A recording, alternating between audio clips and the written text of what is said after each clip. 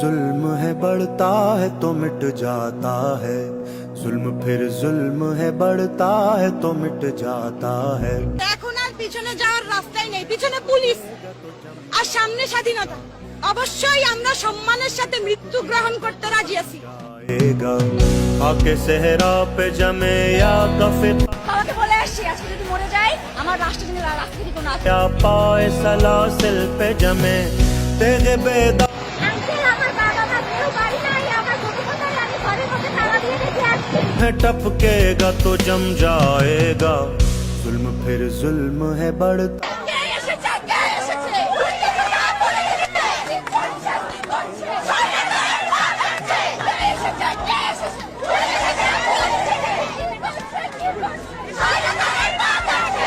लाख बैठे कोई छुप छुप के कमी गाहों में। এই পুলিশ মানে লাঠির বাড়িতে আমাদেরকে দমাতে পারবে না। এই জনগণ 118 কোটি জনগণ দমাতে পারবে না, এটা সম্ভব না। जुल्मत की नकाब लेके हर बूंद निकलती है हथेली पे जरा, जुल्म की किस्मत नाकारा के ईमान से कहो मैं मिले। একটি কিশোর চারতলা একটা নির্মাণাধীন ভবন থেকে সে ঝুলে রয়েছে, তার কিচ্ছু করার উপায় নেই। ওই অবস্থায় তার উপর গুলি চলেছে অনেকবার। রিয়া গোপ তার বাবার কোলে গুলিবিদ্ধ হয়েছে। আরেক শিশু সে তার চোখ দিয়ে গুলি ঢুকেছে, মাথার পেছন দিক দিয়ে বেরিয়ে গেছে। জিজ্ঞেস করুন সে কোথায় ছিল? তার বাসায়, ঘরের ভেতর।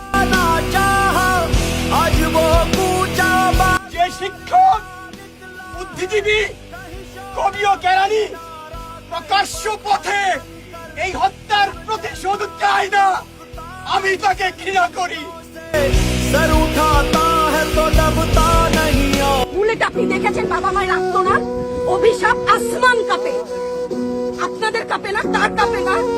অভিশাপের ভয় হয় না? বুকগুলা ঝাঁঝরা হয়ে গেছে আমার সন্তানদের।